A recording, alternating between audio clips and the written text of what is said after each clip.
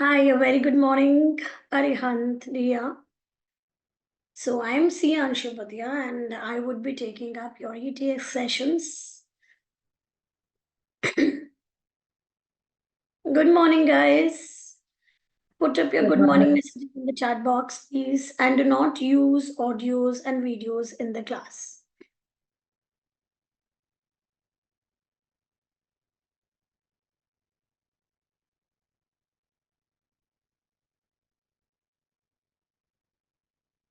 Okay, before we begin, I'm sure the other students will join in the meantime, but let's continue.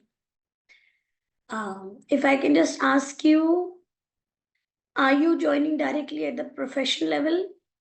Arihant and Ria, please put it in the chat box.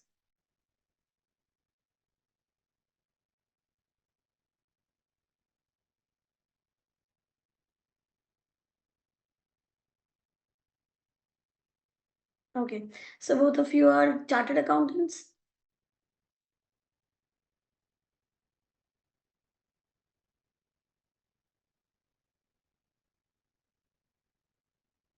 Okay.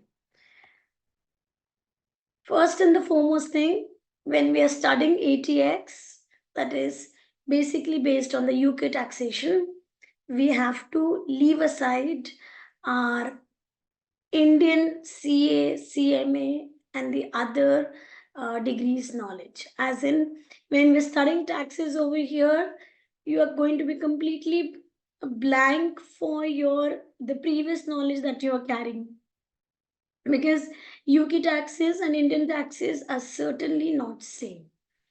Okay, so we're not going to have a comparison that what happens in India and what happens in UK, because what you're going to be studying there would be afresh. I hope I'm making myself absolutely clear for the same. Okay, now let's proceed.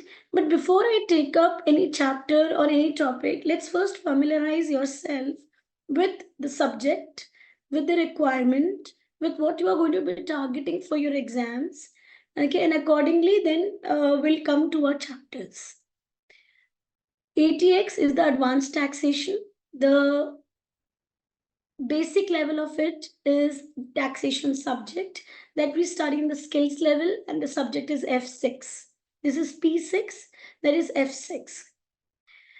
In ATX, we assume that you carry knowledge from F6. It is assumed. But I understand that you guys are not carrying that knowledge, and most the students, those who are joining direct as a direct entry, they really don't have the knowledge of UK taxes unless and until they're practiced in that area. So in the classes, what I'm going to make sure the notes that you're going to be provided with would be, you know, merged notes that would be covering the areas from F6 taxes, the skills level, as well as the ATX notes, so that you would exactly know how the basics were and how much you have to apply on it for the advanced level. I would be covering both the areas in the class, of course, taking the skills level a bit more quicker, okay, and I'm sure you would be able to get that understanding. Now let's proceed and let me make you all acquainted with your ACCA Global website. How often do you visit, or how, whether you have visited the website earlier to check the resources? Okay, did you check the resources for ATX?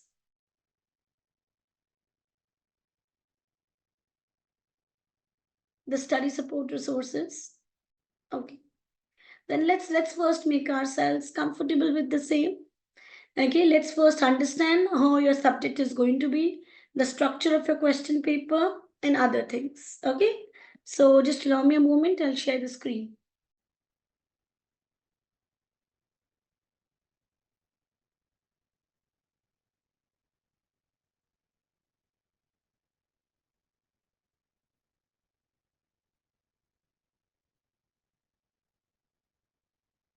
Okay, people, so this is your ACCA website, ACCA Global. We go to ACCA qualification. I'm just showing the navigation in case you are not familiar with the same. Then we select a subject, ATX. I would first play a video and then we go further. And don't worry, I would be replaying this video even towards the end of the classes as well. But let's first have a bird's eye view of this subject.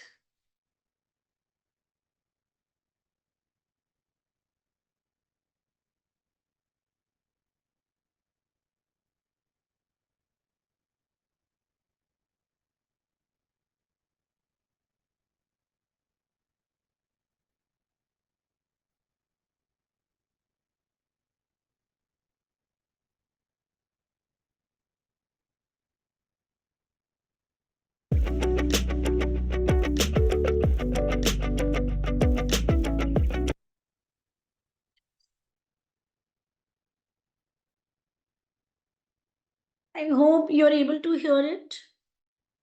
It's audible and the screen is perfectly visible to everybody. Sure.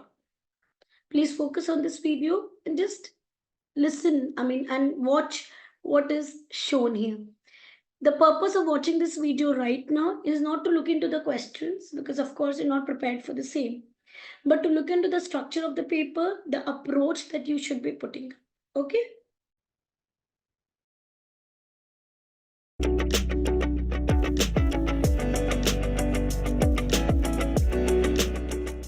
Advanced taxation reflects the need to exercise professional judgment and provide relevant information and advice to individuals and businesses on the impact of major taxes on financial decisions and situations. There is an international and a number of country-specific versions of this exam. Detailed knowledge of the tax system is critical, but so too is the ability to apply that knowledge by interpreting and analysing the information provided and then communicating the outcomes in a manner appropriate to the intended audience. I'm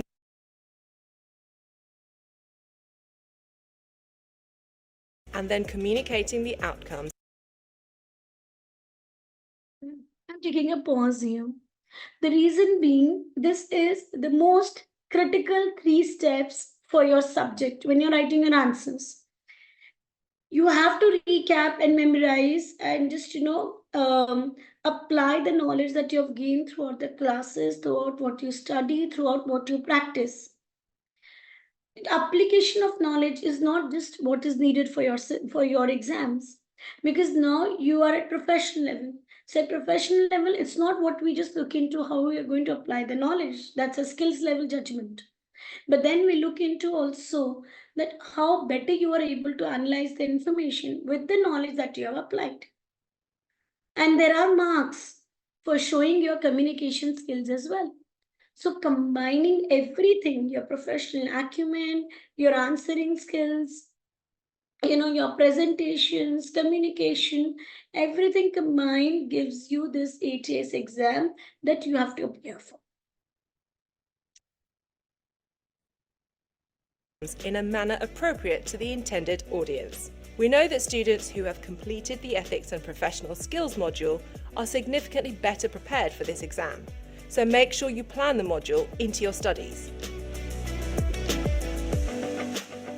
ACCA recommends studying with an approved learning partner and using study materials from our approved content providers.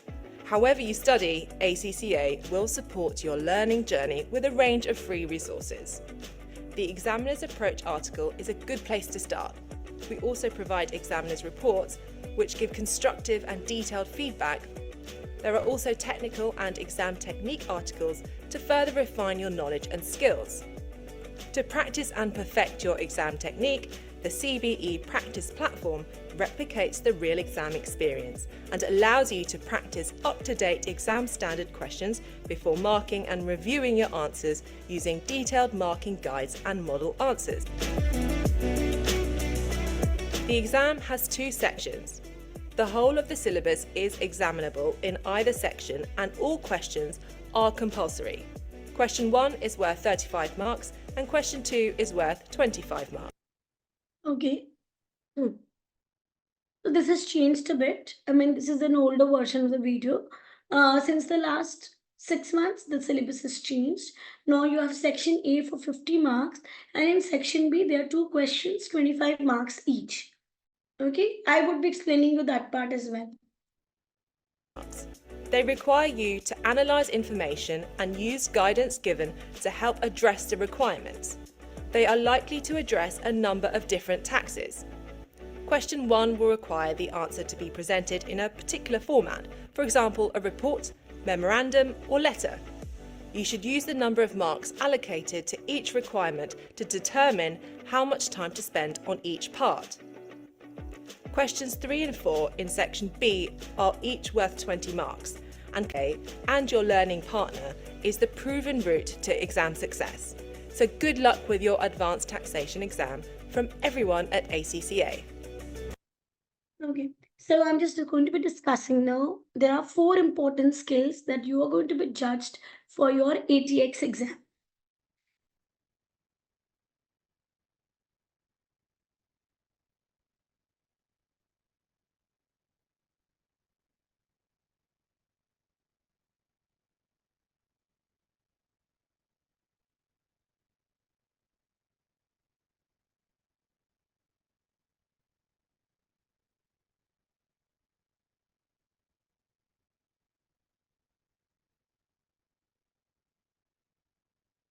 These 4 skills are communication, analysis and evaluation, skepticism, and commercial acumen. The details of these skills, what are these skills about, we would be studying them during the course of our syllabus. But the point important to note here is there are 2 sections for your exam. Okay, so just allow me a moment. I'll just share the pattern of the paper as well. Okay, just give me a moment.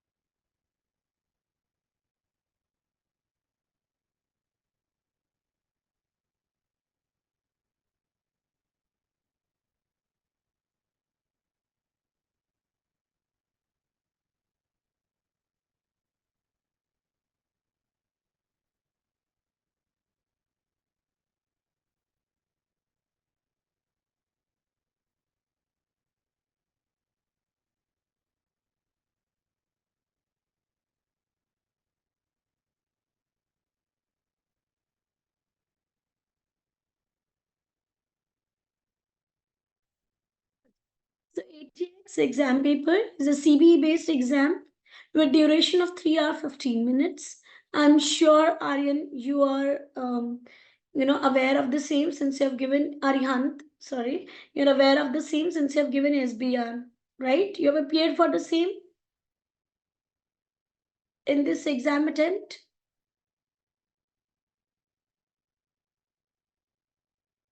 Oh, I assume that you have appeared for the same. Okay, anyways, so it's a CBE based exam. CBE means it's a computer based examination. There is no manual writing, there are no pen and paper that are involved here.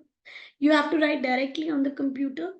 Okay, where you have to use the software Excel and the software Word, which is already embedded in that software. And we also become accustomed to the same when we practice on the CBE platform, the practice platform that we will do as we proceed further in the syllabus. The passing marks is 50%, like other papers in the ACCA examination. The paper pattern is, now this is where I want your focus to be. The paper pattern is, the paper is divided into 2 sections, section A and section B. Section A only has 1 question of 50 marks. Now, if you ask me, ma'am, which are the areas that will be captured in section A and section B, entire syllabus would be there. And in fact, the questions will be made up of multiple taxes with multiple rules and multiple clauses. Do you need to remember them? Yes. But you need to mug them? Not all. Leaving aside few due dates, penalties, no need to mug anything. We will learn them. You will understand them by practicing more and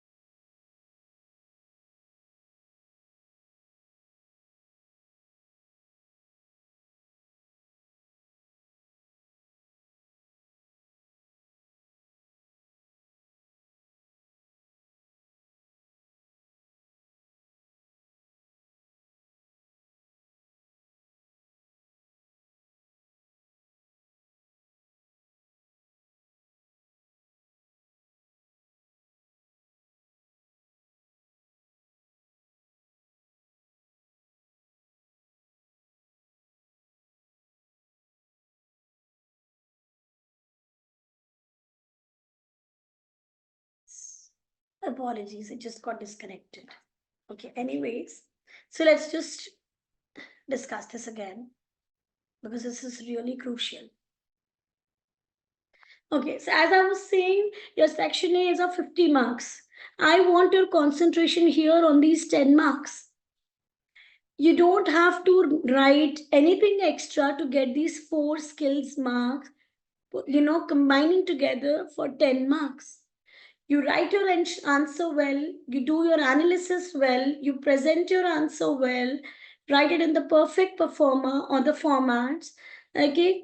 Meet the requirement of the skills, that is what is required for each of the 4 skills. Just meet those criteria while you're writing your answer and you get these 10 marks.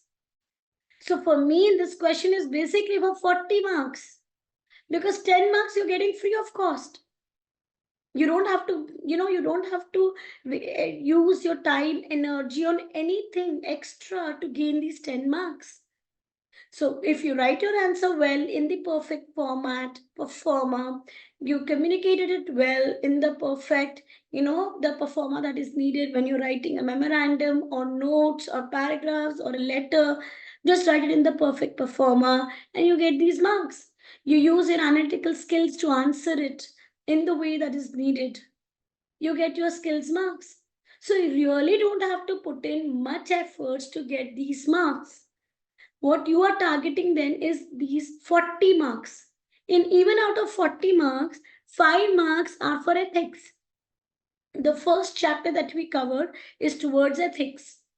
So what is the correct way to be followed by an ACC professional is what we study over there.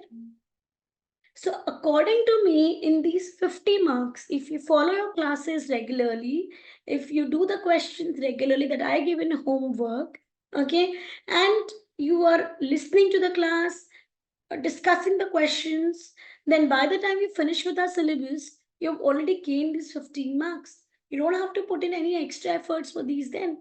It's the way that you're answering the questions, the way that you're handling it, you are getting these 15 marks. So ideally what you are technically answering in section A is only for 35 marks. Correct?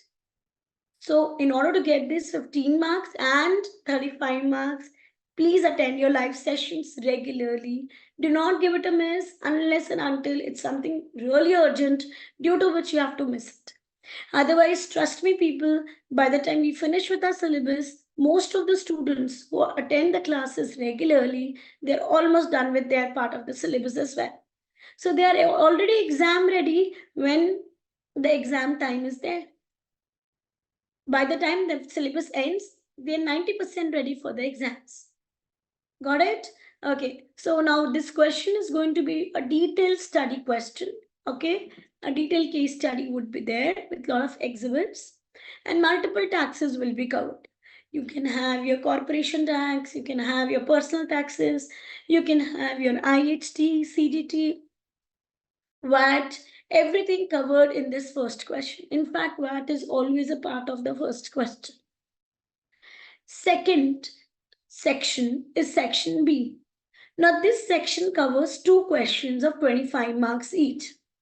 Out of 25 marks, 5 marks is towards skills. How you are answering relating to the requirement of the skills.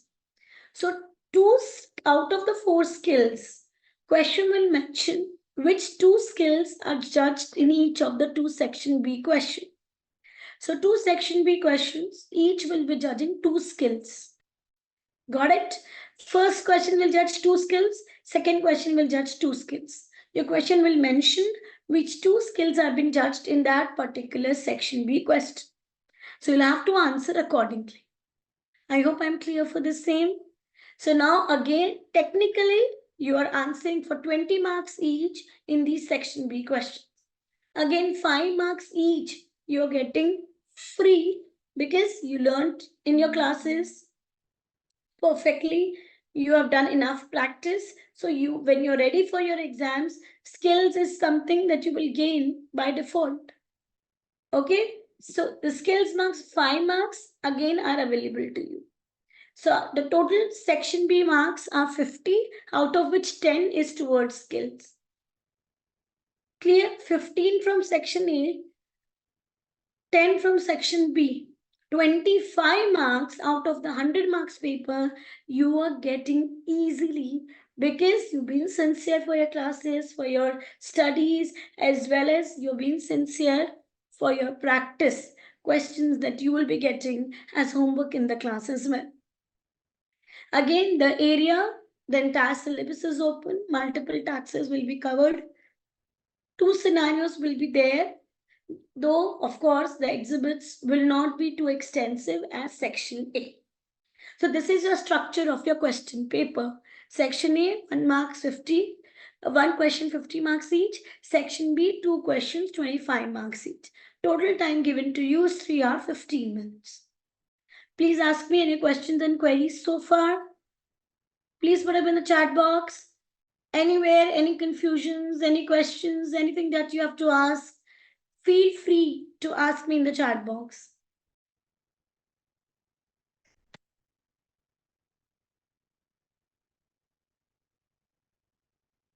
Clear? Absolutely. Arihant, any query? So now I hope you have made a vision in your mind that how your study pattern is going to be. You're not just focusing on the technical areas, but also on the other areas that are going to gain you skills marks and the ethics marks. Correct? Okay.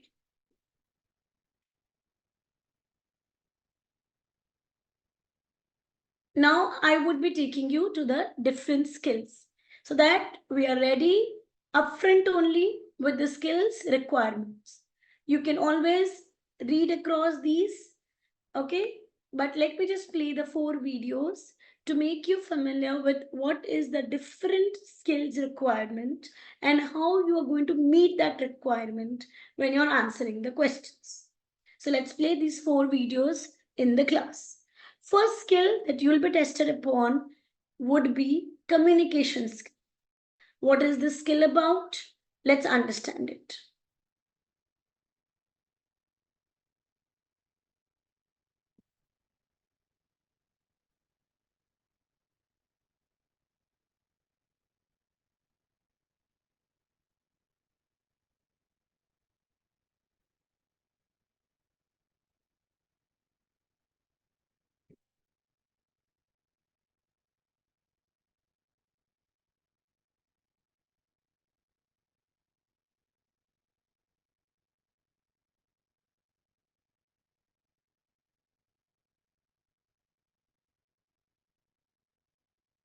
Just a moment, I'll just check it.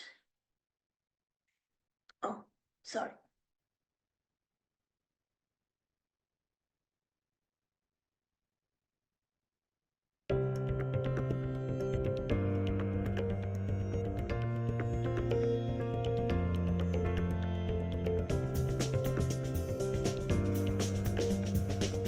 Communication is a key skill for tax professionals, as it covers not only being able to convey information to your colleagues in an appropriate manner, but also how you approach communicating with clients and other stakeholders. In normal life, we often adapt the way we communicate according to the person we are speaking to and the situation we are in. This may be in a more formal business scenario, for example, a client meeting, or informally when chatting to colleagues while getting a coffee. Similarly, when using written communication, like a memo or an email, it's important to think about the audience you're addressing and how it will be received, to ensure that the appropriate tone, language, and level of detail is given. You should consider what your audience will regard as important, their concerns, and the level of understanding they have of tax legislation and in-depth technical issues. Communication is therefore tested in the advanced taxation exams to ensure that you have both the technical capabilities to address the requirements, as well as the ability to inform and persuade your intended audience, that you can simplify complex issues and can precisely answer the questions asked. Communication is tested in both the UK and variant advanced taxation exams in the Section A 50-mark question and represents a maximum of 5 marks. Communication will not be examined in Section B. The Section A question is a mini case study with various exhibits setting the scene, providing a background and an email from your manager setting out the work you were required to perform. As part of this email, you will be told the format your answer could take, and this could be a memo, paragraphs for inclusion in a letter, notes in preparation for a meeting, or a combination of these or other written communication types. In some circumstances, you may be asked for more than one response type, for example, a memo to your manager, as well as paragraphs for inclusion in a letter to the client. The first step in structuring your answer is to identify and apply the appropriate format. For example, if a memorandum is requested, this should be headed up with who it's addressed to, who it's from, the date, and a title. Regardless of the format requested, you should ensure that your answers are presented in a logical way, with headings and subheadings used to break them down, using language which is clear and effective, and only presenting relevant information. This brings us onto the style, language, and clarity of your answer. The format requested will govern the way you write your answer, as you may be addressing different audiences. For example, memorandums for use within your firm should be more technical in nature, with references to the relevant tax rules if applicable, and it's reasonable to use bullet points to structure your answer, remembering to still fully explain any points as required.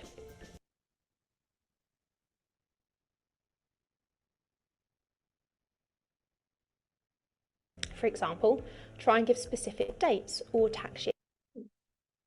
The rest we'll study further as we proceed in the syllabus. The major point for communication is it is a compulsory testing area in Section A. Section A generally requires you to write your answers in a particular format. Question will require that you have to revert back to the email in the form of a letter, in the form of a paragraph, notes for a particular meeting, okay, or memorandums to be followed. So you have to ensure that you're writing in the correct way, in the correct format, in the correct format. Your answers should be concise. They should not be too detailed answer when it's not required to be written. See, in your taxes, especially, I'm not talking about the other subjects because it's a very practical based subject. So, what is not needed is the detailed answering. If it is not needed, what is needed is explanation with the perfect reference to the tax rules, calculations, and write it in the most precise way as can be possible. You will have to give references to the dates, due dates, the time period, penalties that you will learn, within the course of the exam or in the course of the classes. You would be learning them regularly when you are studying those topics. So the point is, in communication skill, you are tested how you are going to communicate in the perfect manner, in a perfect performer to the manager or the one who has addressed the requirement. Clear? I hope the skill is a bit clear in your head what exactly you're going to be doing. Let's go to the second skill.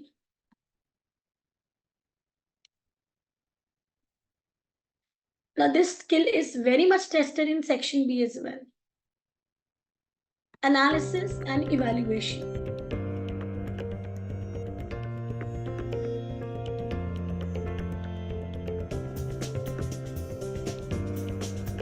A fundamental characteristic of a good tax advisor is ensuring that the advice given is relevant to the specific circumstances of the client. Just stating the rules applicable is generally of little use, unless you go on to explain their effect. The ability to understand a scenario and then go on to apply your professional knowledge to it demonstrates the professional skill of analysis and evaluation. Since this is such an important skill in the context of providing quality tax advice, it should come as no surprise that in advanced taxation you can expect to see analysis and evaluation coming up not just in every Section A question, but also in many Section B questions as well. Let's assume, for example, that we are advising the purchaser of a business as to whether they should buy the individual assets or simply purchase the shares in the company which owns all of the assets concerned. Initially, you would need to identify the key differences between the two alternative methods of acquisition. You would then need to go on to apply your tax knowledge to each alternative with specific reference to the scenario you were looking at, rather than simply dealing with it in generic terms. For the purchase of assets, you would need to think about the tax implications for each of the specific assets individually. Plant and machinery, for example, may qualify for tax relief in the form of capital allowances or tax allowable depreciation. This could even be in the form of an enhanced first-year allowance. Other assets, such as land and buildings, may not attract immediate tax relief, but could represent qualifying expenditure to of a particular recommendation. Let me just brief out what is this skills about. Analysis and evaluation, as the term suggests, in this skill you are expected. It is an expectation from the examiner that you would be able to meet it. Okay, so it's an expectation that you would be analyzing the requirement of the question with respect to the exhibit or the details given. First step, you would mention what are the tax rules about this, and then you will relate it to the scenario given. Finally, you will be analyzing both the areas, giving out the differences if it is required, or just giving the details of both the options, and then suggesting which one is going to be best suited for the client in the question. So this is testing your skills, which is analyzing and evaluating. It is, I think, normally that we do in most of the questions that are generally pertaining to taxes. So this is not something new that you are doing, but you are going to be getting marks for how well you are evaluating and analyze. Okay, and these are all manually marked by the examiners. It is not computer marked. So you have to write your answer in the best way so that the examiner is convinced that you're meeting this skill. Skill number 2, analysis and evaluation. Let's go to the third skill. So I'm just giving you a broad view of these skills. A very, very important skill, skepticism.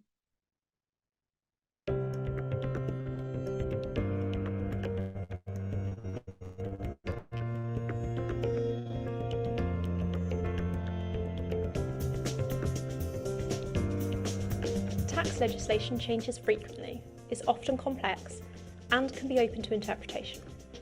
Tax professionals therefore play a crucial role in providing up-to-date advice to individuals and businesses on the impact of taxes and how they can make the most tax-efficient decisions while still complying with the tax rules.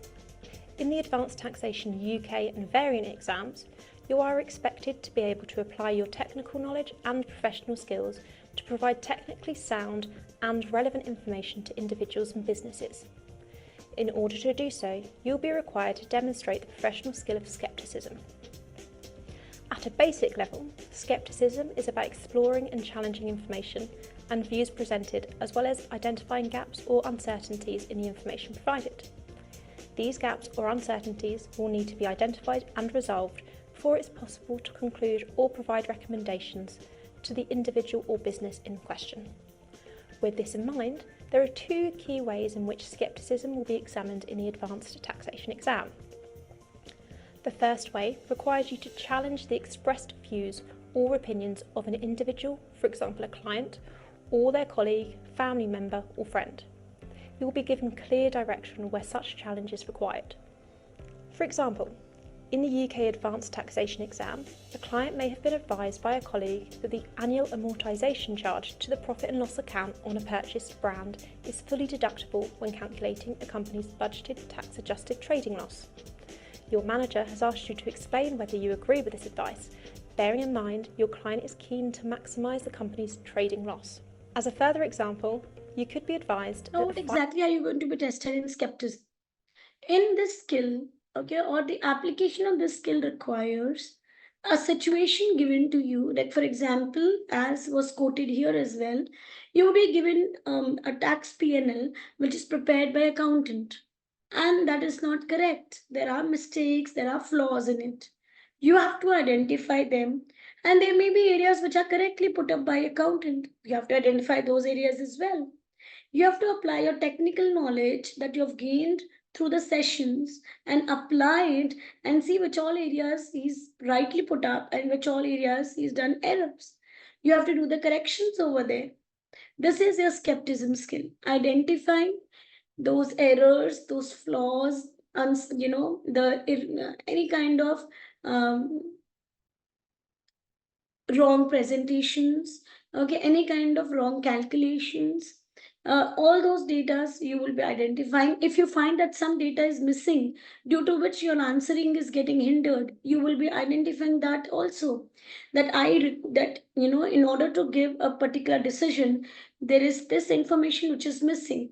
As per the law, as per the rules, this is required.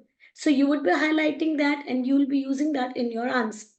This is your skepticism skill. Applying your technical knowledge to gain an insight and to write your answer, to highlight to the examiner that yes, you know about a particular rule in detail and you know what all information is missing in that answer and what all information is wrongly put up in that question, which you'll be correcting in your answer. I hope you got a broad idea of this skill. Let's go to the fourth skill.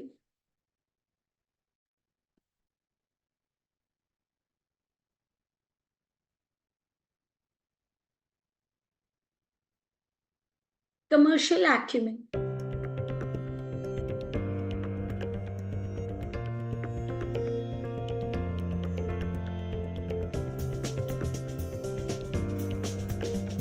As a tax professional, it's not only important to be technically competent at providing advice to clients, but you also need to be able to consider non-tax factors and the wider impact of suggested courses of action. The Advanced Taxation UK and variant exams are intended to be as commercially realistic as possible to help you develop your skills in this area and to ensure you understand what advice is or isn't appropriate in a given circumstance, along with how to provide practical and plausible recommendations.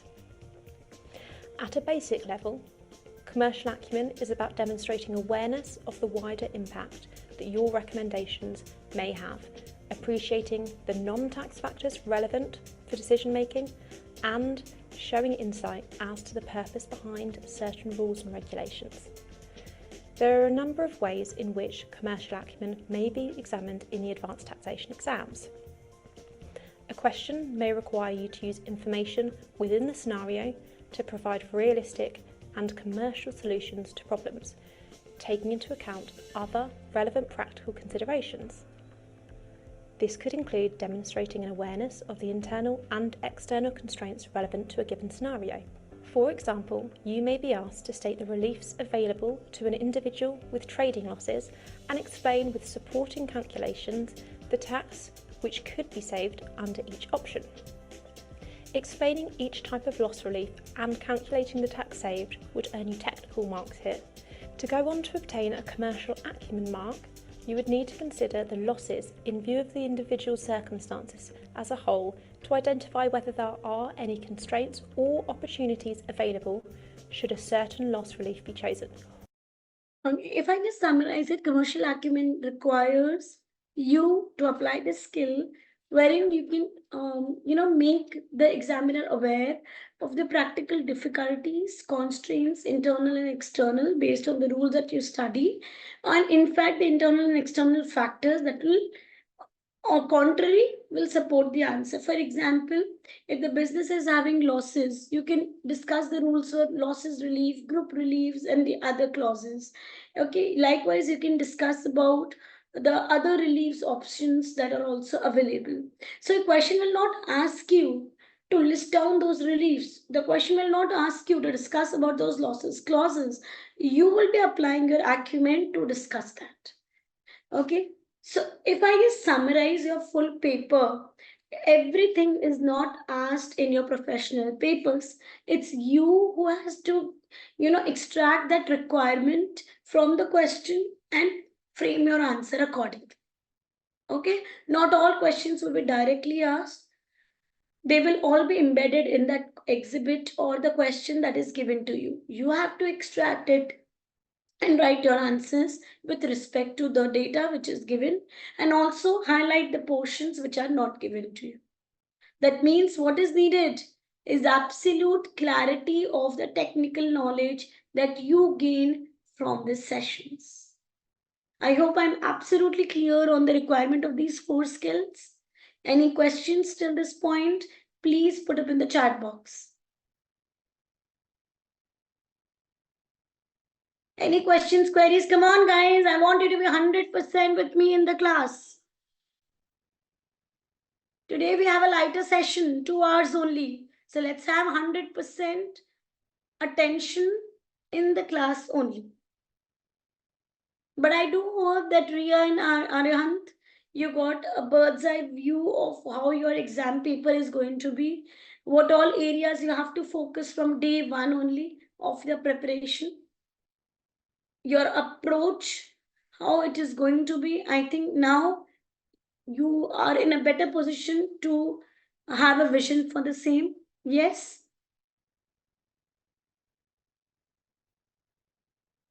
Great. Okay, another important areas that I am discussing today, it's because I want you to visit them regularly.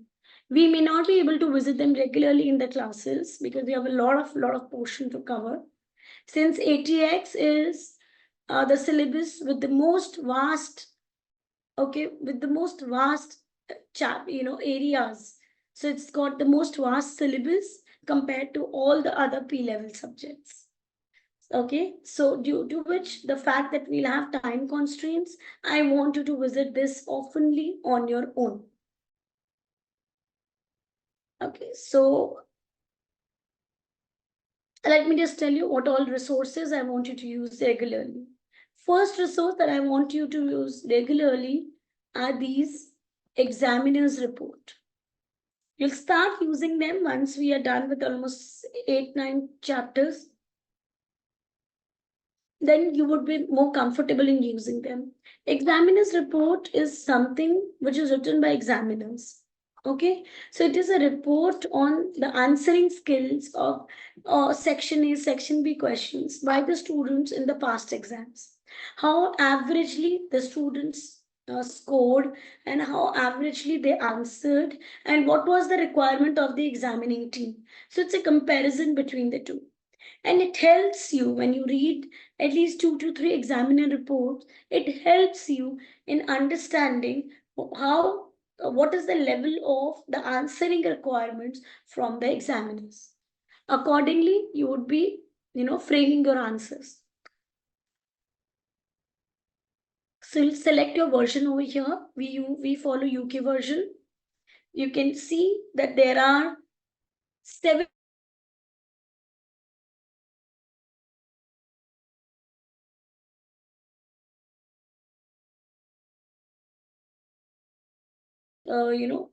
it would be just published in some time. It will be uploaded in some time by the team. Let's just have a look at one of the examiner's reports. You will have an idea about how this examiner report is going to be.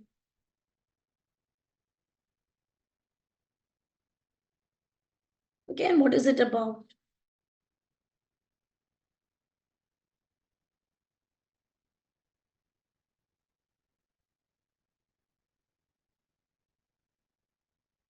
So just have a look here. This is first question which is being put up here. I'm not discussing the question, of course, because we are not yet reached at that level where I can discuss the questions. So this is the question requirement. This is the exhibits which are attached. Okay.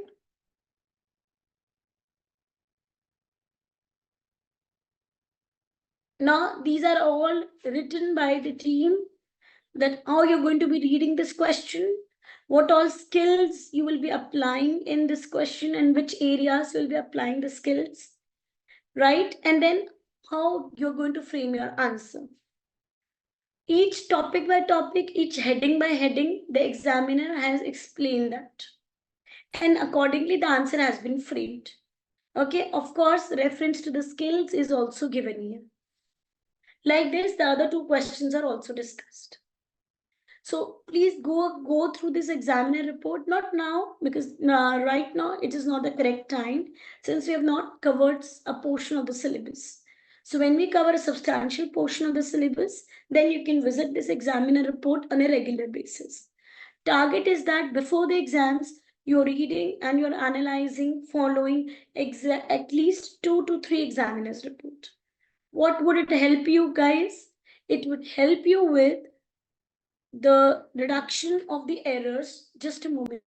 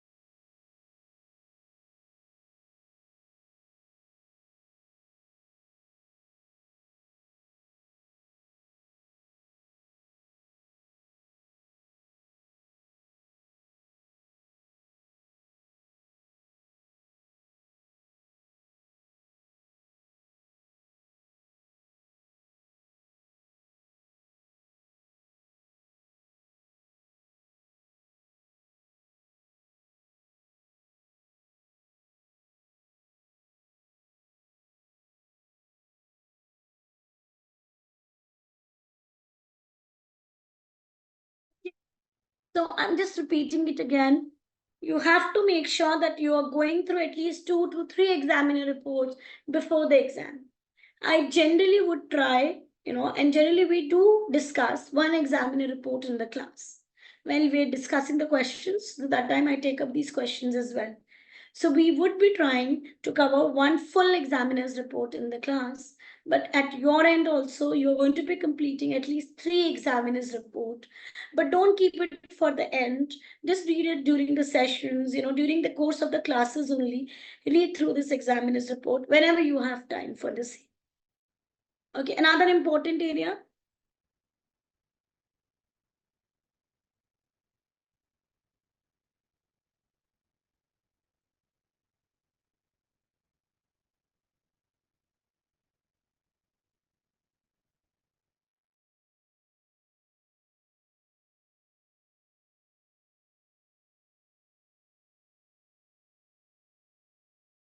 In addition to what you study in the class. So they are all written by the fellow ACCAs. Okay, and I really advise you all to follow and to read through these technical articles as we complete a topic. So there are different technical articles written here. The corporation taxes, for example, this is about for your groups in the chargeable gain.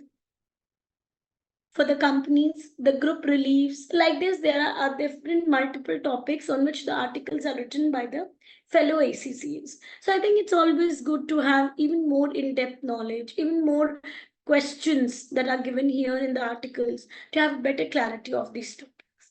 So in addition to what we're studying in the classes, these are in addition to that. These are free resources that are available to you to help you excel in your exam even more better way.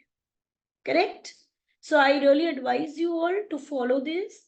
And just one last point that I want to discuss here for the resources. You have your past exam and your practice questions practice platform access through your My ACCA account, which is given you. You have one more free resource given by ACCA, which is your ACCA Study Hub. I don't know whether you have visited the Study Hub or not. If you have not, please visit this ACCA Study Hub also. Because when you're doing, suppose you're done with first chapter, second chapter, third chapter, and so on. Parallelly, when you're doing questions from your BPP kits that we're using for the classes, you would be solving quizzes for your ACCA Study Hub also. Again, when we are almost towards the end of the syllabus, I also take up some marathon questions, okay, some MCQs, or the small portions I take up in the class along with the bigger questions practice, so that you are, absolutely clear for these small topics as well. But please make sure parallelly, when you're doing your exam kit, parallelly you are covering your ACCA Study Hub also. Again, it's a free resource given by ACCA for additional practice, not for basic practice, but for additional practice. Okay, please use this site more and more, use the resources more and more, because they are all available for the better excelling at your result at your exams. So likewise, for your past exams which are available, question papers, your question practice platform question papers are available. We have mock exam also available. That is generally released before your exams, generally 15 days prior to the exams, 15-20 days prior to the exam. Mock exam is released by ACCA, which is again available on your My ACCA platform. And the debrief video is also released that time, that explains the answers by the examiners. Yeah, so that helps you more in your answering skills as well.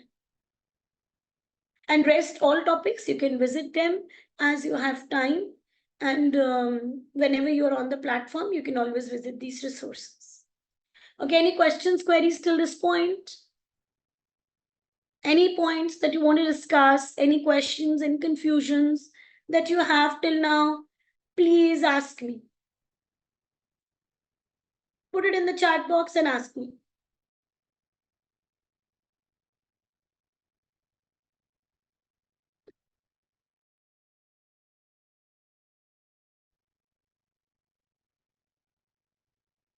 Okay, Arihant, are you there?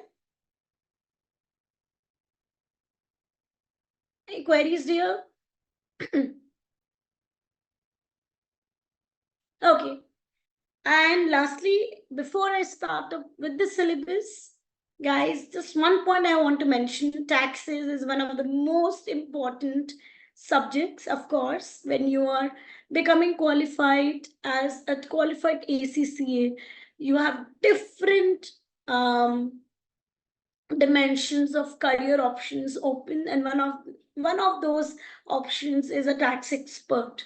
So it's a very versatile area, okay, because it got every day you have a new rules, new discussion going on for the taxes related matters. So it's very interesting.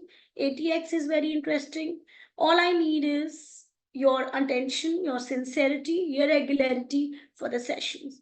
It's a very extensive subject, so I want you to be 100% there for the sessions, okay? And so that you are regular. I know, because most of you are working, okay? And when you don't have time to study during the weekdays, it's the weekends that will come handy for your classes as well as study time.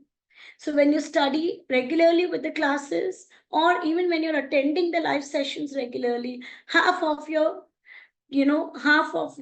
study targets are met here in the class as well, because you're hearing everything perfectly, you're doing questions in the class, so you are getting exam ready during the classes only. Okay? No, you don't have to take any notes in the classes, Aryan. I would be providing the notes at the end of every session. So don't put that effort. You just have to understand the things. Your recordings would also be available to you on the LMS portal that would be given access by the team. Okay, so you don't have practically to do anything except for solving questions in the class whenever I'll ask you. So whenever we are completing a topic, I want you to solve a question. Okay, and I would be giving those questions in the class. So that much efforts I need from you. Be ready with your calculators, and if preferable, I would say be ready with your laptops. Do your question solving on the Excel, because you will have only Excel for you in the exam. So go into that habit from day one only. That would make your life easier for the exams. Okay, I would be giving you that date as well. Let's first start the batch today. And then I would be certainly giving you the end date also. The tentative end date. Like I said, Aryan, I really don't recommend you to use calculators. Use Excel, okay, as far as possible, because in exam you will not be carrying calculator only. There is no requirement for calculator in the exam, because every calculation you will be presenting in the cell in Excel. Got it? So try to go into that mode from day one only. However, if you still want to use the calculator, you can use the normal Casio calculator. That's okay. Citizen, Casio, whatever brand you want to carry, that's completely okay. Fine. Okay, then let's start with the syllabus. Let me just give you a feel of how your exam would look like. Okay, so let me just show you one mock exam.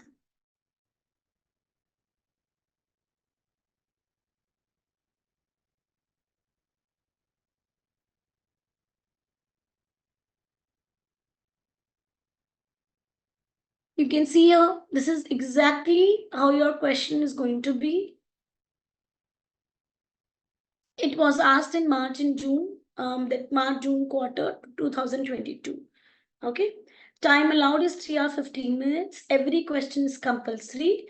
Section A question is compulsory. Section B, both questions are compulsory.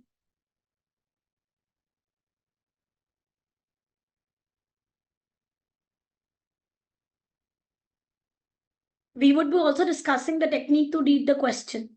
There is a technique to read the question so that you're answering it more accurately. You're able to manage your time also. And the speed is also maintained. So all that we'll be doing in the course of the classes. Don't worry for the same. You can see here, there's one question, section A, and directly there is a requirement of the question given. Now, what is the requirement?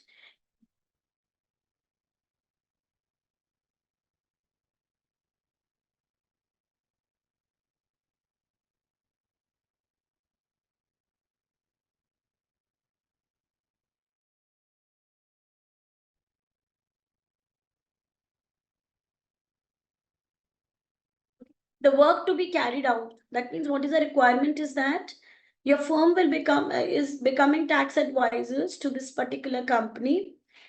Okay, and you have to present your answer through a memorandum. Okay, so according to the question, when we read further, you will be getting it. Just see the exhibits are attached over here. Referencing to each of the exhibit, you can see these highlighted points. These are all every different topic that is covered here. So for these multiple topics, multiple taxes, multiple rules, you'll be answering about that. Going step by step against requirement 1, then 2, then 3, and so on. These are all exhibits that are attached. Okay, this is your study. This is the exam kit that I'm accessing that you will be getting. Once you will get the books, when you buy the books, you will be getting this exam kit access as well as the study book access as well, the ebook versions. And you'll be getting the physical book also. So just contact the team for the books and the accesses. Okay, now when I say launch CBE software, it will take you to the CBE platform on your My ACCA portal, so that you can answer the question directly in that platform and be accustomed to the Excel software given there. Now you can see here it's section B, and the question at section A also mentioned a point that I wanted to highlight. So at the end of the question, it is written here, professional marks will be awarded for the demonstration of skills in communication, analysis, evaluation, skepticism, and commercial acumen. All 4 skills are mentioned, and it is written here, professional skills marks are 10 marks. No particular requirement that each skill is going to be for 2 marks, 2.5 marks, 3 marks, nothing. You have to ensure that all these 4 skills are, met out in your answer.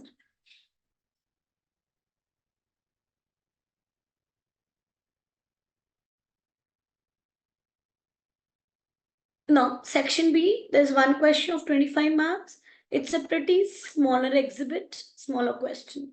The question will mention here which skills are going to be tested. So please look here. Professional marks will be awarded for the demonstration of skills in analysis and evaluation and commercial acumen. These 2 skills are, tested here. So make sure that your answering is meeting the requirement of these 2 skills. Then you will get 5 full marks. Likewise, you will go to the question number 2, and here also it is written here that which 2 skills or 3 skills are required here. You will write your answer accordingly. So I hope now you are getting a feel of how your question is going to be. Let's go into the text and let's start discussing your first chapter. But let me first make you, familiarize with your ebook. So your ebook has chapters given in sequence from 1 to 25. Okay. Each chapter has also got some additional reading portion that we call as essential reading. So along with the chapter, I would be covering some essential reading in the class, but sometimes I'm not able to cover every essential reading. Though all the relevant portions of the essential reading of each chapter, I would be covering in the class. But it is your, again, target that should be when you're reading chapter 1, after we have done that in the class, you will be reading essential reading chapter 1 along with it. And every day after the class, that day only, you will be reading the chapter, you will be going through the notes, and you will be solving the questions that day only. Please don't linger on to the next day. So that the concepts that you've studied in the class, they are formed with the questions that you're solving after the class. When you're doing a revision after the class, your concepts become solid in your brain. Got it? So please don't push it to the next day. Do it on the same day only. Okay, let's understand and let's discuss chapter 1.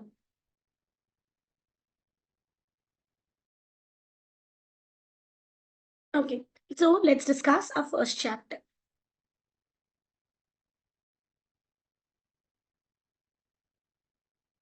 So like I said, your section A covers 5 marks for ethics. Ethics questions will be pertaining to chapter 1. So make sure that you're absolutely clear with the requirements of this topic as well. Okay. Okay. So the first topic is, the first chapter that we're discussing is ethics, tax avoidance schemes.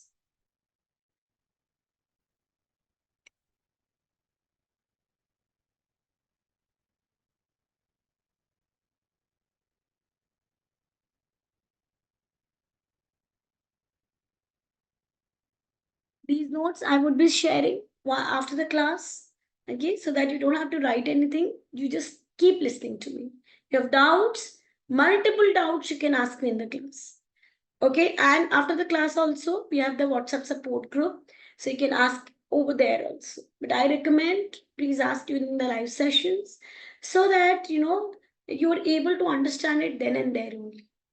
Additionally, you can ask me multiple questions, no problems. But when I am asking you questions, I want that answering to be done swiftly. So I want your 100% of attention in the class only. Okay? Okay, let's proceed.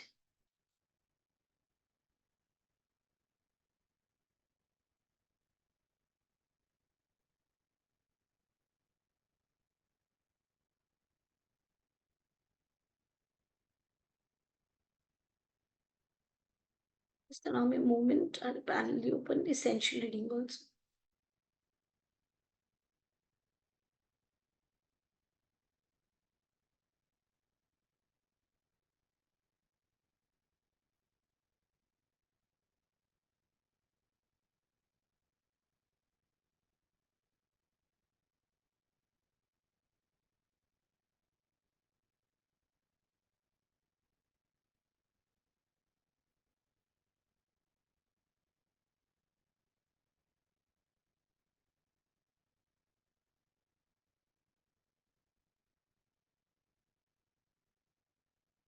Let's discuss the first and the most relevant portion.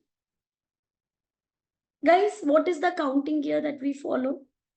Accounting year can be any year that is followed by an individual or by any entity for the period that they find it fit for, to prepare their accounts for.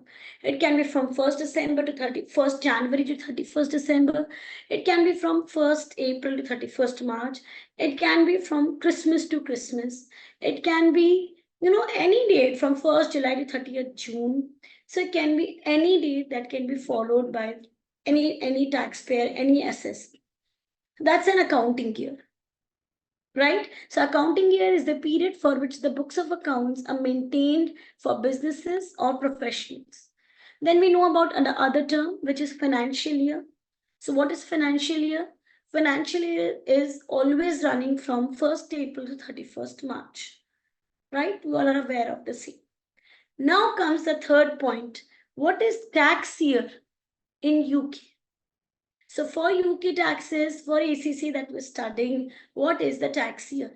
Is it from 1st April to 31st March? Or is it some other date? Are you aware, Arihant and Ria? What is the tax year that we'll be following?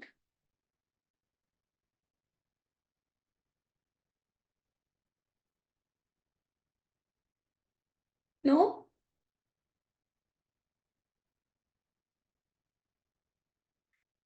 UK tax year, or that we will be following, starts on 6th April. I know it's in the middle of the month, but yes, it starts on 6th April and it ends on 5th April. So suppose if I'm doing it for 24-25, I will say my tax year will start on 6th April 24 and will end on 5th April 25. And this will be denoted as tax year 24-25. I hope I'm clear. So now a quick question that can come into your mind, ma'am, would we be doing a pro rata calculation for this part of the month? No. For your exam purposes and otherwise also, we don't do it partly for the month. So for, rules, regulations, wherever we require dates, we would take it from 6th April to 5th April. But when we're doing calculation for your income or for the taxes, we will take the calculations for the full month of April at the beginning and we will continue till March only at the end. So for calculations, we'll do it like from April to March. Got it? For full month. We will not do it for part of the month. So if I have to see what is the income earned, I will take full month, full April month income at the beginning, and I will only take it till March at the end. Am I absolutely clear for this? Come on, keep answering. So are you clear with this tax year? Are you clear with when you're doing calculations, you're not going to take for first 24 days and then the next 5 days or 6 days? No, you're not going to do like this. Practically also we do it like this. Yes. Because otherwise calculations become too clumsy. But since it was there since in the beginning, since the beginning in the UK laws, going back to the monarchy times and all, the tax year that time was established as 6th April to 5th April. And since then it has not changed. It is still the same. So we are following it the same way only. But when you're doing the calculations, we don't do it for part of the month. We do it for the full month. I hope I'm clear. Any queries? Put up in the chat box. So we are clear with this terminology. Now let's go further. Next topic that I'm taking here is a very, very crucial terminology: tax planning, tax avoidance, and tax evasion. Are you aware of the difference between the three? Anyone? Can you put it in the chat box? If I ask you simply, what is tax planning, what is tax avoidance, and what is tax evasion? Can you just quickly put up a difference in the chat box? Come on, let's discuss.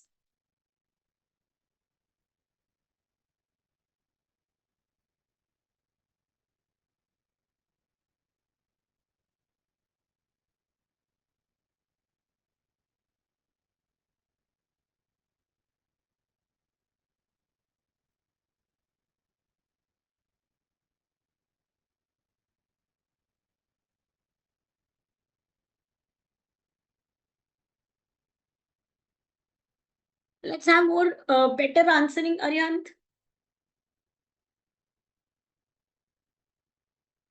Absolutely correct. Ria, perfect. What is tax avoidance then?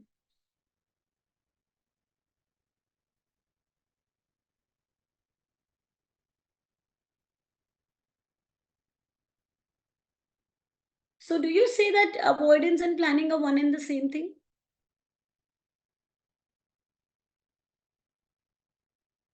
Okay, tax avoidance is reducing the tax amount. How are you going to be reducing the tax amount, Ria?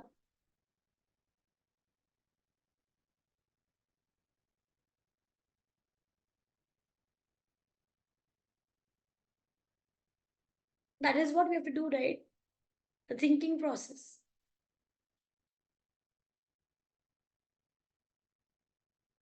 And what is tax evasion? Can you write that answer?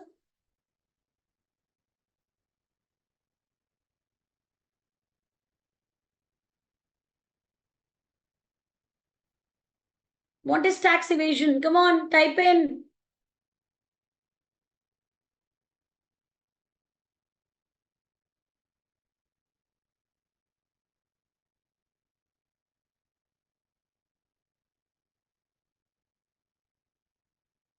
I hope I'm audible. I'm waiting for your answers, people.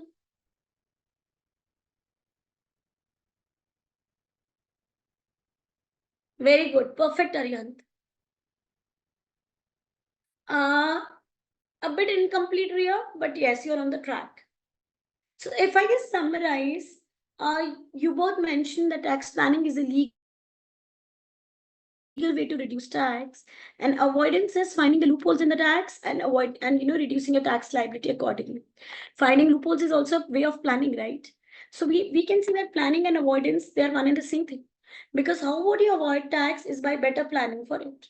And how would you plan for it? By looking into the loopholes in the taxes system. Okay, with that you can use to your advantage, but that you're doing it all by the legal ways. Legal ways means you're not hiding information, you're not showing incomplete information, you're not showing less information, okay, and you're not manipulating the ways, to manipulate the income so that you'll have lower taxes. You're not adopting any of these unlawful measures. You're adopting all the legal ways and all the ways, that are given in the law as a right that you can use. For example, if I have losses, I'm using my losses to reduce my tax liability. I can do that. That's legally allowed. So that's how you're planning for it. And when you find loopholes in the law because there is no clear-cut policy on the same, so then you're using it to your advantage, that is avoidance. So avoidance and planning, they go hand in hand. Now comes tax evasion. Evasion is again leading to lower taxes, but by resorting to unlawful measures. You're hiding information, you're showing less information, okay? Or you're manipulating the information. You're showing that you have taken the relief, you have used the reliefs when otherwise reliefs were not available to you. Right? So this is known as tax evasion. Tax evasion is just opposite of tax planning. So is it important? Yes. For your ethical 5 marks questions, these are all judgmented areas. Okay, these are all areas where your judgment will be applied and you will be tested for your 5 marks in these areas. So let's just understand it. Tax planning and avoidance, They are the ways adopted to reduce the tax liability of the taxpayer by means of legal ways in accordance with the tax legislation. Tax evasion, these are illegal ways adopted to reduce the tax liability of a taxpayer by misleading HMRC with false information. So now comes another point. Ma'am, what is HMRC? HMRC is just like Income Tax Authority of India. Since, there was a monarchy system always that was, existing in UK. So HMRC is Her Majesty Revenue and Customs Authority. That's, in the more simpler words, it is the Income Tax Department of UK. But we don't refer the term Income Tax Department. Everywhere we refer the term HMRC. And is it really important to use this term everywhere and not use Income Tax Department? Yes. Because your using of technical words is highly important in your ACCA exam. So don't use any alternative word. Use the perfect technical word that is required to be used over there. Got it? Okay, let's proceed further. I'll take some portions from the book, essential reading parallelly, and then we'll do one more topic, which is very, very important in detail. Okay? Okay, now there are a few fundamental principles that is as per your ACCA Code of Ethics, which are to be followed by the members that will be counted towards a lawful professional behavior or ethical professional behavior. Integrity, objectivity, professional competence and due care, confidentiality and professional behavior. So if you want to study further, these are all points which are given here. Let's take them, in a very brief way. First, integrity. What is expected from a ACCA professional to follow this principle of integrity? So it requires all members to be straightforward, to be concise, to be honest in the professional and the business relationships that they are following. Information should not be leaked. So we should not have anything like WikiLeaks here. That's not allowed. That's against your ethical standards. Okay? Second, objectivity. Objectivity means the professionals should behave in the most objective way that they can. No biasness, no compromising of their professional, relationship, judgments, business judgments. There should not be any influence of others. No undue interest should also be there. No conflict of interest should also be there. Like, for example, if you are acting as a professional and in the professional capacity, you're representing a business along with their partners, individual partners' records, or the income tax representations and the other representations also you're doing. But if you find that the partners are, manipulating the records of the company, the accounts of the company, so that the profits that are taxable in the hand of the partner is reduced, that's a wrong practice. Then you cannot act as an ACCA professional for both the parties. You have to choose for which one you will be acting, okay, and representing. So that is known as objectivity. In any case, your professional judgments, decisions should not be compromised at all. Okay? Third, fundamental principle is professional competence and due care. That means the professional knowledge should be maintained, skills should be developed, okay, at all the levels to ensure that the clients, employers, all the parties who are receiving your services, they're satisfied. Your knowledge is up to date. Okay, that is, you're aware of the current development practices, legislation changes, and everything. Okay, and due diligence should be applied in all the professional, matters, technical matters when they're providing professional services. That means an ACCA professional should act should be in fact fully competent with all the professional skills that is required for him to act. If there are any limitations to the services, now this is a very, very important ethical point when you're writing your answers. There is any limitations relating to the services which are being provided should be made very clear to the client beforehand only. Okay? Because if there is any chances that the opinions or that the information which is given by you to the client can be misinterpreted by anyone, that should be beforehand clarified, that there are few restrictions, there are few limitations on you to act as a professional. There can be any kind of limitations. For example, one of your relative is a creditor for the firm.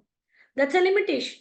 So then you would not be able to present a proper, true and fair view on that area of the financial statements. So those limitations should be clearly mentioned to the client. Okay, the next, confidentiality, I think is the first and the foremost requirement for a professional, that the information should be fully confidential. Client's information should not be shared with other users. Okay, and should not be used for one's benefit. If the client allows you to disclose that information, only then you will be disclosing it. Otherwise, disclosing outside the firm confidential information which is attained as a result of professional and business relationship, it is a professional misconduct. Okay, as per the ACCA Code of Ethics. And using confidential information acquired as a result of professional and business relationship to the personal advantage or to the advantage of third parties, it is not allowed. It is a professional misconduct, and it is asked in your examination also. These pointers are all asked, and then you have to answer accordingly.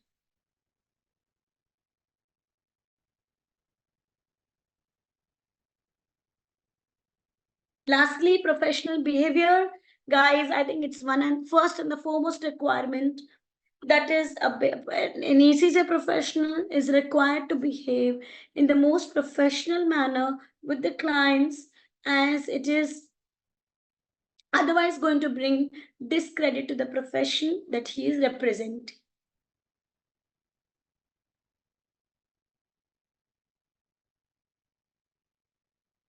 They should not give any wrong information, any false information to the clients.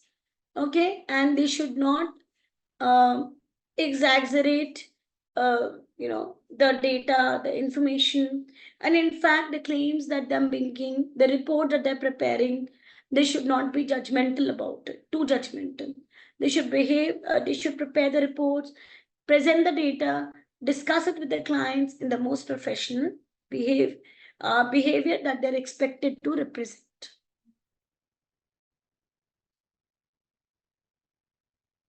Okay.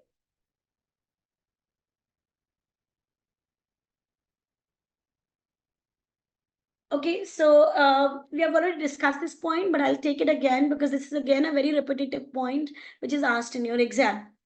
The fundamental principle of confidentiality, highly asked point for your exam.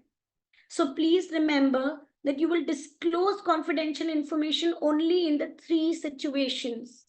Number 1, only if the disclosure is permitted by law and it is authorized by client or your employer. For example, the tax calculations that you have done.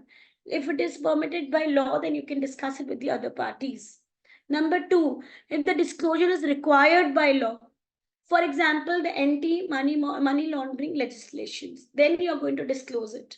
Even if you don't take the permission of the client, that's okay, because that is required by the law. Third, it is a professional duty that otherwise it is required as per law to disclose, or it is permitted by law. You are not going to disclose any of the rules, regulations, the personal details of the company, okay, the directors, shareholders, and the other relevant information with anybody. Okay.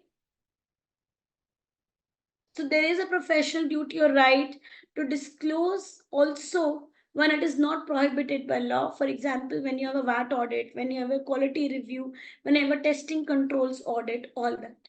In that case, even though it is not prohibited with law, it is not exclusively allowed by required by law. But since it is not prohibited by law, you can share the information that. But of course, with the prior request or prior approval by the client, only then you would be sharing the information. So confidentiality principle, it is to be followed, and only these three exceptions are there when the disclosure can be made with the third parties. Okay, you may also use experience and expertise gained from advising clients to advise other clients.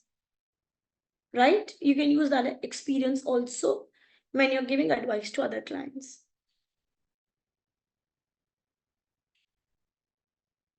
Okay, now this is again, see, I'm going slow because these are going to be asked for your 5 marks. So let's not lose those marks. What all situations can give rise to that conflict of interest? Like number 1, when you're acting for both spouses in a settlement on the breakdown of a relationship. Number 2, like what I discussed, when you're acting for both the company as well as the shareholding or the directors in the personal capacity. Okay, yes, they can certainly be an instance of personal biasness, and the other clause can come in. Or when you're acting for both buyer and sellers in the sale of a business. So ideally, then you should represent in these conflict of interest cases only one party, okay, and you have to leave working for the other party, because it will give rise to conflict of interest, which will not give rise to objective behavior of the client of the ACCA profession. Then the next topic is what safeguards you can have in place to avoid the conflict of interest. Number 1, notifying the relevant parties that, look, I am going to be a professional for the buyer as well as seller. Are you comfortable, guys? Are you comfortable, buyers and sellers? If they say yes, then you will continue to act. If one of them also says no, you will stop working for that party then. And then, since oral consents are not enough, we will obtain written consents of the relevant parties that they are allowing us to act for them.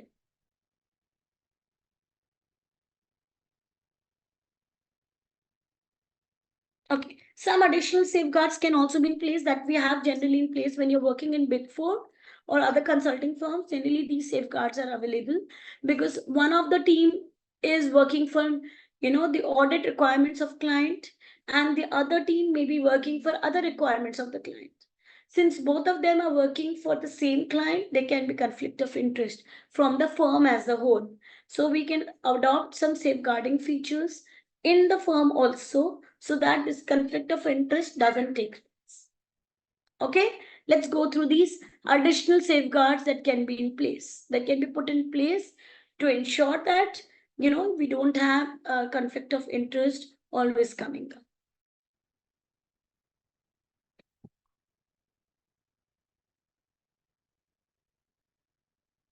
Yeah, first safeguard, like I said, it is 100% used in all the consulting firms, in all the Big Fours.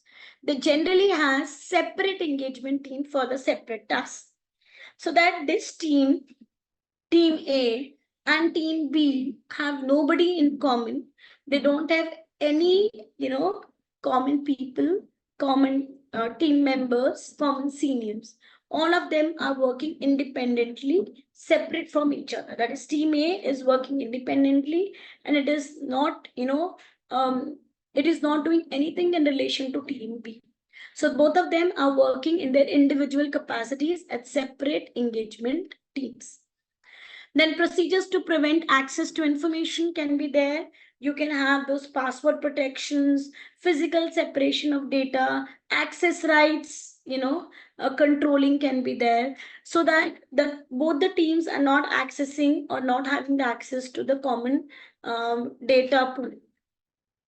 Clear guidelines are there. So like, I'll just give you an example. When I was working with Deloitte, so my team, when I was a part of an engagement team, okay, and for the same client, we had another engagement team also working.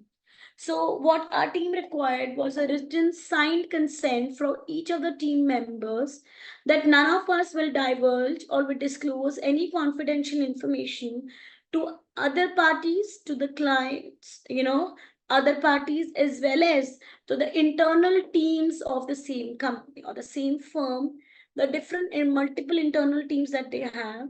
We will not be disclosing information with or sharing information with any of those teams. So we used to write that consent form when we would act for a particular client. So yes, practically we use it. The use of confidentiality agreements, as I mentioned, it is just like that. Regular review of the application of safeguards to ensure that the controls are not compromised. Okay? And the senior level people are not compromising any these confidentiality principles. Okay, so we can have a small discussion. Okay, I think we can take up a small discussion. Let's have this. You have acted for Robinic for several years. Now put yourself in this position. And also, for the three directors and the shareholders in their personal capacity,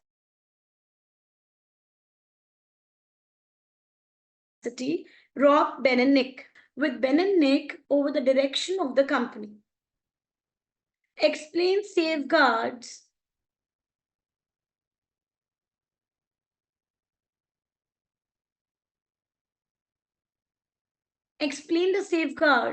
that you would have put in place when you started to act for both the company and its director or the shareholders. Outline the ethical issue that has now arisen and the actions that you would take. Just take 2 minutes, please think carefully and give me the first part answer. I don't want you to write big sentences in your chat box. Just give me the pointers, what you will be concentrating on.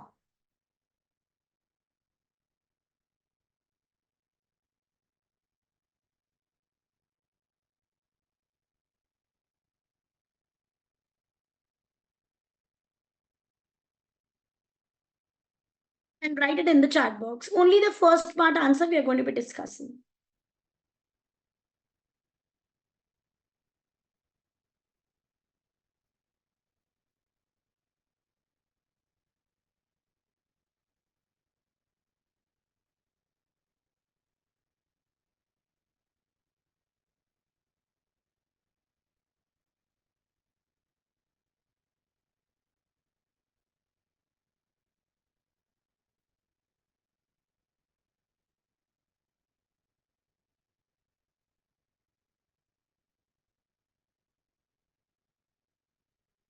Any points?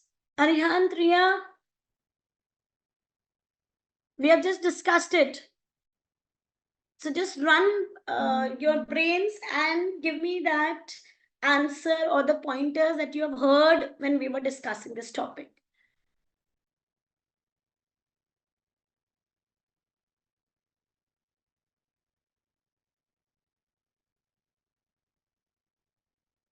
Okay, first point that you have given me is notifying all the parties and obtain their consent to continue. Okay.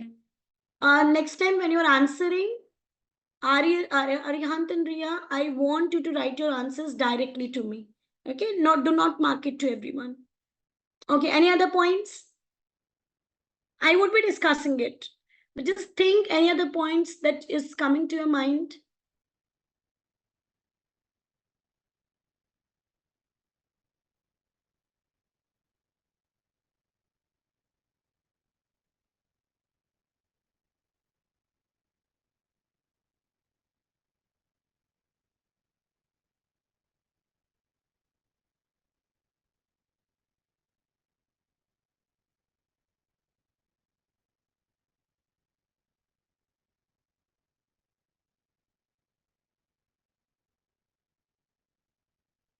Perfect, Arihant. Very good. Very good. So let me just summarize the answer. First point, as you mentioned, consent letter. But before that, one more point I would add, that you would be advising and notifying, as Arihant mentioned. So we would be advising and notifying both the parties that look, I am, my firm, or we are working or we are acting as professionals for both the parties. Notification and advising is also needed as the first step. Second, we will obtain the consent form for both the parties. Absolutely okay. Next point that Ariant rightly put up, if there is no conflict of interest that is taking place because of acting for both the parties, then it is not a matter of concern. However, we can adopt some safeguarding features, as in, first, we can have separate engagement teams that are working separately for the directors, for the shareholders, and for the company as a whole. Okay. So for all of these interested parties or the affected parties, we can have the separate engagement teams working, so that confidentiality, security, okay, and security and confidentiality is maintained. Am I clear, Ria? Am I clear, Aryant, how we are going to frame the answer? You're always going to add the answer in paragraph form with not just 2-3 lines, can be 4-5 lines as well. But generally, we restrict paragraphs till 4 to 5 lines. And then for the next set, we have a new paragraph. Are you clear? So can we have more better answers? Very good, Aryan, for the first part. Now, come on, let's have the second part answer, discussion. Outline the ethical issue that has now arisen and the actions that you should take. Take 1 minute, think, and then type it in the chat box.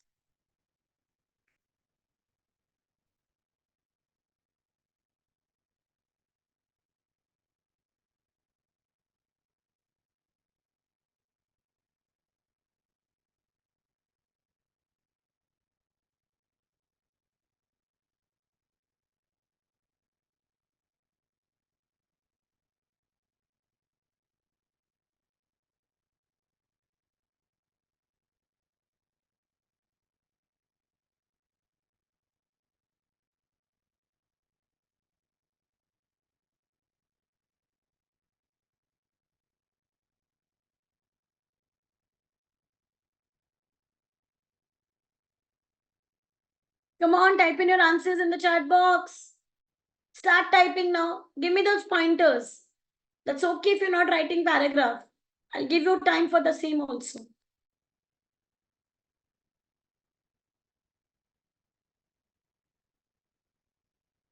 Start giving me the points. What are the ethical issues that have been, that have arisen here?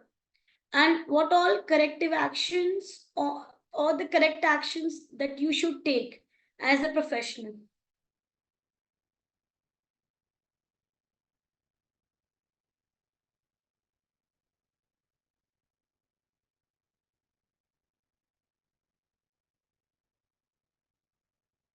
Type in, I'm waiting.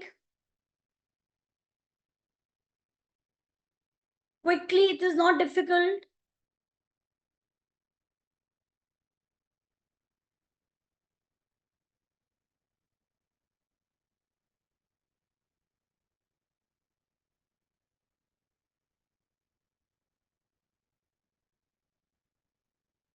No answers?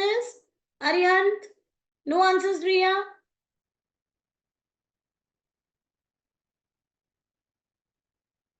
Absolutely correct. Good. But there is more elaboration that I will do. Very good, Arihant. Riya, any answers? Give me pointer also, that's okay. But it's compulsory to answer in the class. Come on, quickly type in, Riya. I'm waiting.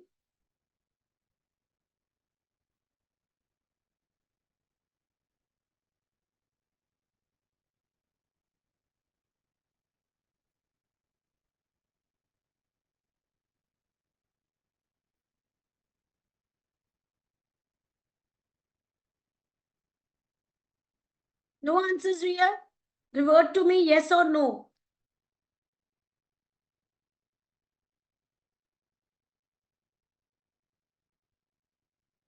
That's okay. It is not necessary that every time we'll have answers, but that's what we are going to learn in the class. Okay? Completely okay. Not exactly on confidentiality, but the ethical issue that is covered or that is getting reflected here or that is arising here is your conflict of interest. Because now if I am working for both the company directors and the shareholders, and the question here, the pointer that here is written is, Rob has had a disagreement with Ben and Nick over the direction of the company. So now if you're acting for all the parties, there can be conflicting decisions that can take place. You can have a conflict of interest here because there is a disagreement. Since the disagreement is there, no longer they're working in harmony, right? They can have different views, different pointers. So if you are favoring, if you're going ahead with one viewpoint, then you cannot go ahead with the two different viewpoints, correct? So then if you're acting for all the parties, it is basically representing a conflict of interest. Clear? Because by default, I believe there is a direct relationship with the fundamental principle of objectivity. So since there is a conflict of interest, a threat to objectivity principle has arisen. I hope I'm clear here. So rather than confidentiality, so I may be keeping my data confidential, doesn't matter. But I may not be acting in the most, dishonest manner. I may be acting in the most dishonest manner. I may not be acting in the most honest and the truthful manner. Reason being, I'm acting as the same professional for the three different parties who are not in coordination with each other or who are no longer cordial with each other. They have disagreements coming up. So there can be biasness and the other pointers that can also come up. So it is representing conflict of interest. Now, what actions we can take? The ideal action that we can take would be, as we have studied, stopping to act for all the clients. Now it is we who has to decide that for whom we would continue to act, and for others we will stop acting, as there is a principle of objectivity that has got breached and there is disagreement due to it, conflict of interest. In that situation, as a professional, I will not continue to act for all the clients. I would stop acting for the other two, and for the one that we have chosen, we will continue to act. Am I clear? Absolutely crystal clear with this? Ria and Arihant, please put this in the chat box quickly. Great.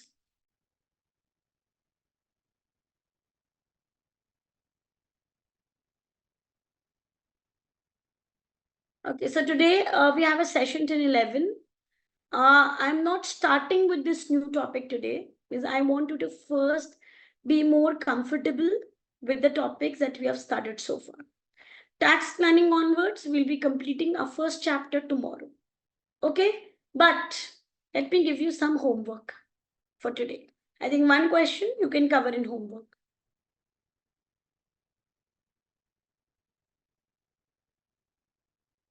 Yeah, we will only follow BPP material. Because Arihant, we always follow only one material as it is uniform, it gives uniformity to all the students. And also using different materials will only create confusions. Reason being, all of them talk about one thing only. Okay, one concept, and concept is not different on any of the other materials. It's the way that it is being presented, that's all. So we follow BPP for our classes, and along with that, we will have the study support resources, study hub, and the other materials that will also be used.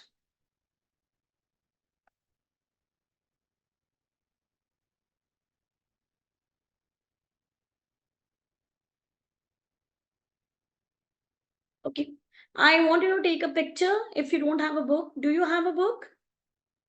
Do you have your exam kit and this workbook with you? Please type it in the chat box.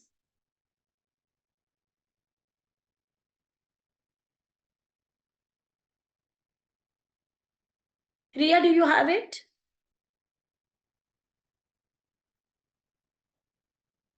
Okay. Then I'm giving you homework. Arihant, you can click a picture of the same. We are going to be discussing this question tomorrow in the class. First thing. Tilly question, please click a picture.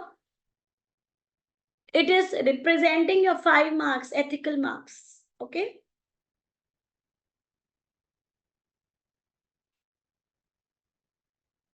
Clicked. Okay.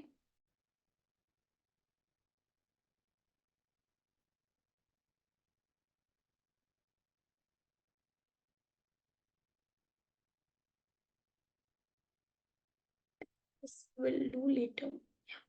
Fine. Only one question, but now what you are going to do is you're going to write your answer on Excel. That's preferable. Write your answer, whatever you think of, how you're going to frame your answer. You'll write it and send it on with, send it in the form of a screenshot to me on my personal WhatsApp. In the group also, if you send, that's completely okay. Am I clear? I want this answer, to be sent to me by till the end of the day today. I hope it will be okay. Just a 5 minutes task. Can you do that, both of you? Let's have our answering skills developed from day one only. Okay, just send me that. You're writing 2 lines, that's completely okay. I don't want you to write stories if you're not able to frame it. That's completely okay. Okay, please don't copy paste from your answers. I don't want it. I want you to write it on your own so that I can discuss and we can work on ways to improve it from day one only. Okay, so I'll stop here for today. Guys, I do hope that today's session was understandable and you were able to get everything that I spoke, that we discussed. Any queries, questions till this point, please put it in the chat box. Did you understand everything that we discussed in the class? Please just revert. Sure. That's great. So then let's meet tomorrow at the same time. Please do not miss the sessions unless and until it is very, very urgent. Trust me, you attend live sessions, your life is very sorted. You don't have to do things again and again through recordings as well as reading on your own. It will save your time. Okay, so let's meet tomorrow at 9 a.m. Okay, bye-bye. Take care.